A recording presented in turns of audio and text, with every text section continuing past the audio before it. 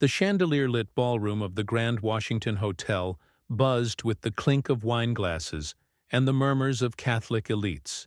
Politicians, donors, and clergy mingled at the annual Faith in Action Gala, a night meant to celebrate charity and unity. At a round table near the stage, Karoline Leavitt, a sharp-tongued political commentator known for her bold takes, sat stiffly, her red dress stark against the sea of black suits and clerical collars. Across from her was Monsignor Rossi, a Vatican envoy with a gentle face and a thick Italian accent, who had spent the evening praising the late Pope Francis, whose death just weeks ago had shaken the faithful. Rossi raised his glass, his voice warm with reverence. Pope Francis was a shepherd of humility. His love for the poor, his call for peace, these are gifts that will guide the Church for generations. The table nodded, some dabbing their eyes, still mourning the loss. Leavitt's lips twitched, her fingers tightening around her fork. She had always despised Francis, seeing his gentle ways as a betrayal of the Church's strength. To her, he had watered down doctrine, coddled sinners, and left the faith vulnerable. Now, with his passing, she felt a grim satisfaction, one she could no longer hide. Humility? Leavitt snapped, her voice slicing through the table's quiet grief. Heads turned, forks paused mid-air. Francis was a weakling, Monsignor. He pranced around with his soft words, letting the Church crumble while he played nice with atheists and radicals. He wasn't a shepherd. He was a coward. Gasps rippled around the table. A nun in a white habit clutched her rosary, her face pale. Rossi's eyes widened, his glass trembling in his hand. "Miss Leavitt," Rossi said, his accent thickening with anger, "you speak of a holy man, a pontiff chosen by God. Show respect." But Leavitt leaned forward, her green eyes blazing, her voice low and venomous. "Respect? For him? It's about time he's gone. Thank God he has no power anymore. His death was a mercy for the Church. We need a real leader now, not a spineless fool who bowed to the world." The table froze. A senator coughed, his napkin falling to the floor. The nun whispered a prayer, her beads clicking furiously. Rossi's face reddened, his chair scraping as he stood. "You dare mock a man of God, a man who served until his final breath. You call yourself Catholic?" Leavitt smirked, unbothered, crossing her arms. "I'm more Catholic than he ever was. Francis sold us out, and I'm not crying over his grave. Good riddance." The words landed like a slap. A woman in pearls clutched her husband's arm, whispering, "Who is she?" The senator muttered, "She's trouble," his eyes darting to the other guests, who were now staring, some with open mouths. Rossi's hands shook, his voice rising. "You are a disgrace. You spit on the Holy Father's legacy, on his sacrifice." Leavitt laughed, a sharp, cutting sound. "Sacrifice? He sacrificed nothing but the Church's spine. I'm glad he's dead, Monsignor. It's time for someone with guts to take over." The ballroom seemed to hold its breath. Waiters paused, trays wobbling. A priest at the next table stood, his face stern, signaling to a colleague. The scandal was spreading, whispers snaking through the crowd like wildfire. Rossi pointed a trembling finger at Leavitt. "You will answer for this blasphemy. The Church does not tolerate such venom." He turned, his black cassock swirling, and marched toward the head table where Cardinal Brennan, a towering figure in crimson robes, sat watching the scene unfold. Leavitt leaned back in her chair, her smirk fading into a steely glare. She knew. Her words had lit a fuse, and she was ready for the explosion. The gala, meant to be a night of harmony, was now a battleground, and Karoline Leavitt had just declared war. As Rossi reached the cardinal, his urgent whispers drawing Brennan's sharp gaze toward Leavitt, the commentator felt the weight of every eye in the room. She didn't flinch. This was her moment, her chance to say what she'd bottled up for years. The fight was just beginning, and she was ready to burn it all down. The heavy oak door of the hotel's private meeting room slammed shut, muffling the gala's distant hum. Cardinal Brennan, his crimson robes stark against the dim lighting, loomed over a polished table, his weathered face taut with fury. Karoline Leavitt stood opposite, her arms crossed, chin high, her red dress creased from the tense march through whispering crowds. Monsignor Rossi hovered near the cardinal, his eyes darting between them, while two aides flanked the door, their faces grim. The air crackled with unspoken rage, the scandal of Leavitt's outburst now a wound demanding reckoning. Brennan's voice rumbled, low and sharp. "You've shamed yourself, Miss Leavitt, and defiled the memory of a holy man. Explain why a Catholic would spit such poison at Pope Francis." His hands gripped the table, knuckles white. Leavitt's lips curled, her green eyes unyielding. "I said what I meant, Cardinal. Francis was a disaster. He betrayed the Church, softened its edges until it was nothing but mush. His death? A chance to fix his mess." Rossi gasped, clutching his pectoral cross. "You repeat this blasphemy?" he sputtered. "Have you no shame?" Leavitt stepped closer, her voice cutting like glass. "Shame? I'm the one speaking truth. Francis let radicals twist our faith, welcomed sinners without repentance. He wasn't a pope, he was a politician in a white cassock. I'm glad he's gone, and I'll say it again. It's about time." Brennan's eyes narrowed, his jaw twitching. "You mock a man who served God, who carried the cross of leadership. You call that truth?" Leavitt laughed, bitter and cold. "His cross? He dropped it, Cardinal. He left us defenseless, and I won't pretend to mourn." The room grew hotter, the aides shifting uncomfortably. Rossi's face flushed, his accent sharp. "You are no Catholic, only a serpent with a tongue of fire." Leavitt whirled on him. "And you're a lapdog, Rossi, licking the boots of a dead man who ruined us." Brennan slammed his fist on the table, the thud echoing. "Enough. You will retract your words publicly, or I'll see you denounced before every parish in America." His voice was a growl, his authority absolute. But Leavitt didn't flinch, her defiance a wall of steel. She leaned forward, her voice dropping, to a venomous whisper. "Denounce me. Go ahead. I'm not the only one who thinks this. Francis destroyed my family, Cardinal. His open borders, his soft heart for migrants. My brother died because of it, killed by someone who shouldn't have been here. I begged the Church for justice, but Francis's policies tied their hands. I hate him for it, and I'm glad he's powerless now." Silence choked the room. Rossi's mouth opened, but no words came.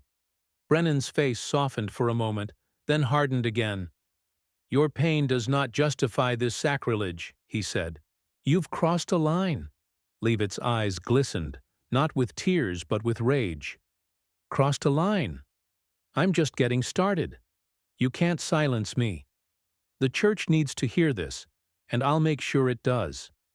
She turned, her heels clicking on the hardwood, and yanked the door open. Rossi called after her. "You'll burn for this," but she didn't look back. The aides stepped aside, their faces pale as she stormed into the corridor, the gala's noise swelling around her. She could feel the weight of her words, the eyes that had followed her from the ballroom, the whispers now turning to shouts. Outside, the night air hit her like a slap, but her blood was fire. She knew the cardinal's threat was real. That denunciation could ruin her career, her standing. But she also knew her story, her pain, would resonate with others who felt betrayed by Francis's reign.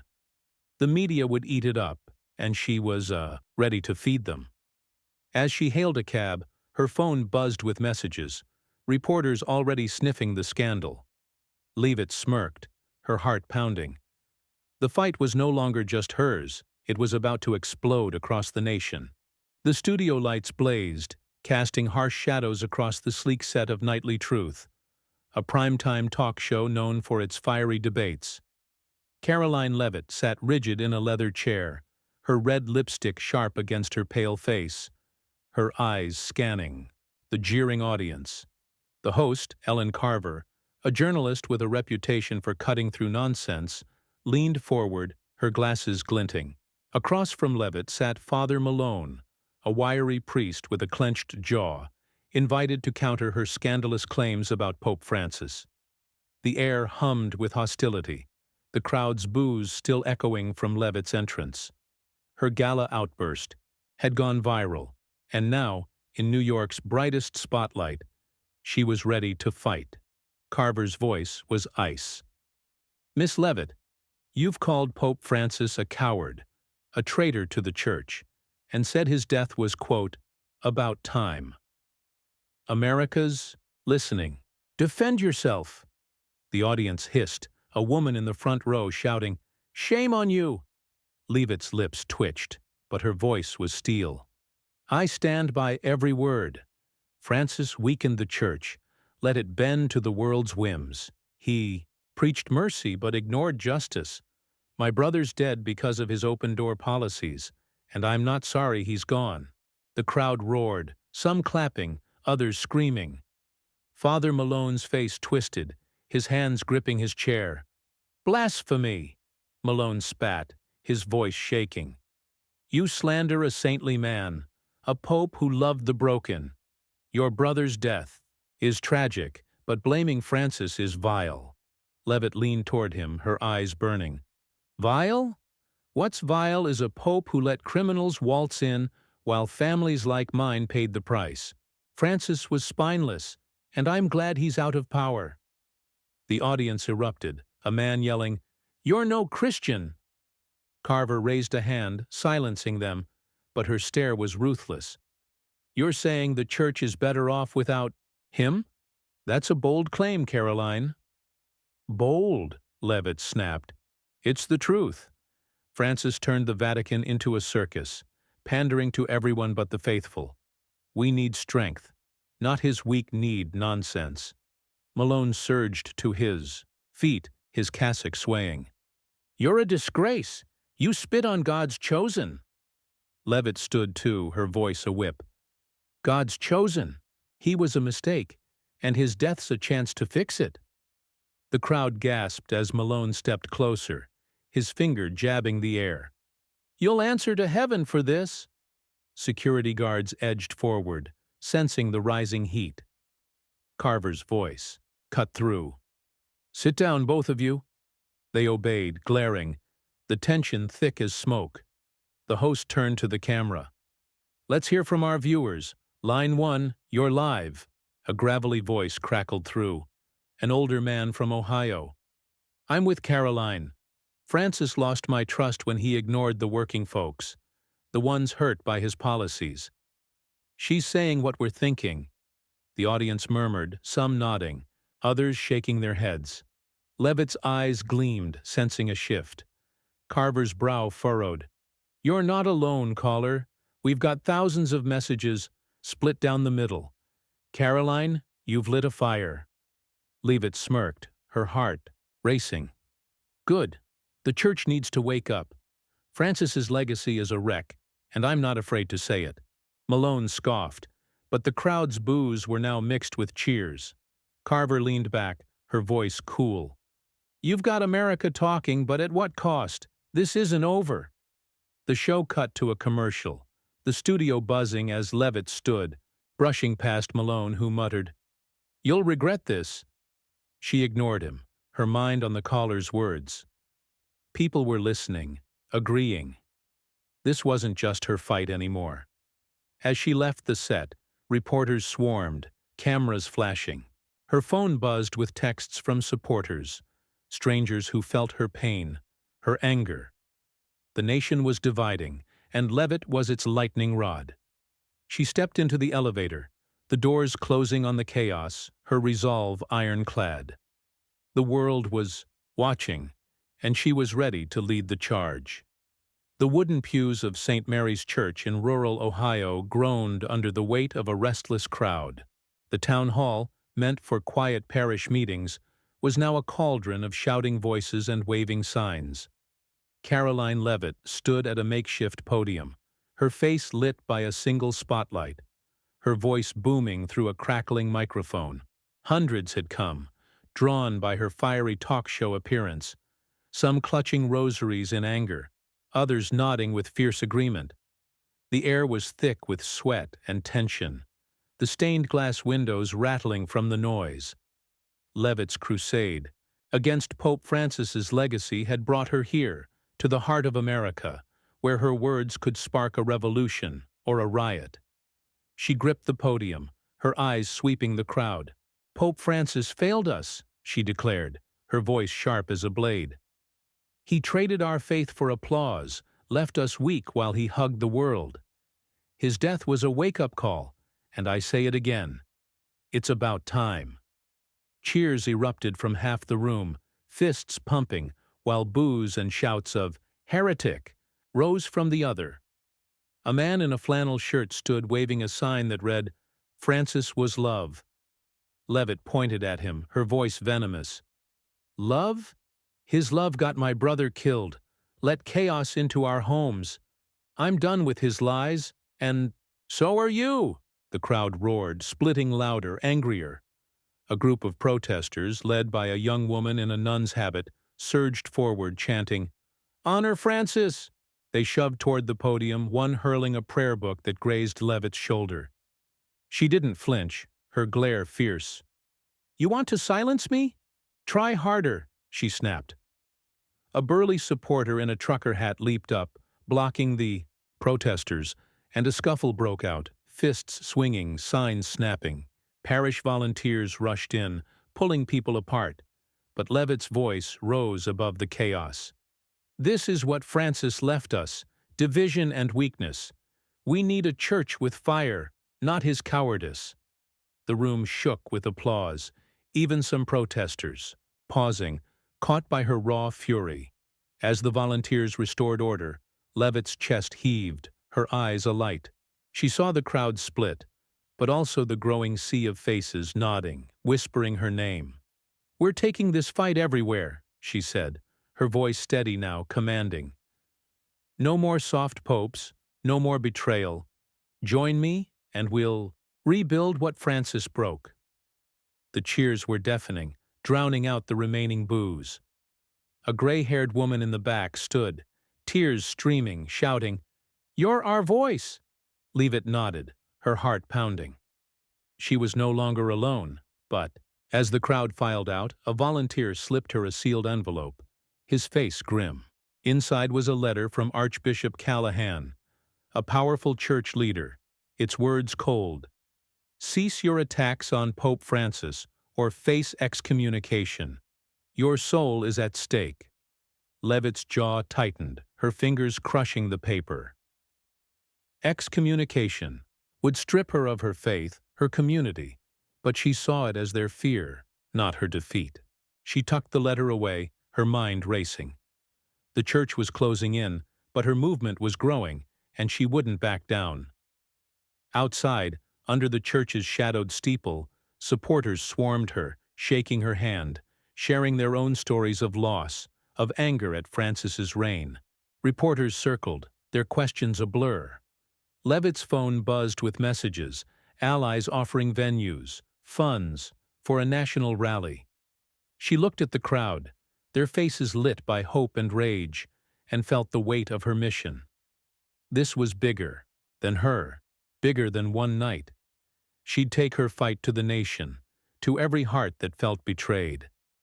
As she climbed into her car, the letter's threat burned in her pocket, but her resolve was iron. The rally would be her answer, her stand, and she'd make them listen. The sun blazed over a sprawling park in Washington, D.C., where thousands packed the grass, their signs and banners a sea of defiance.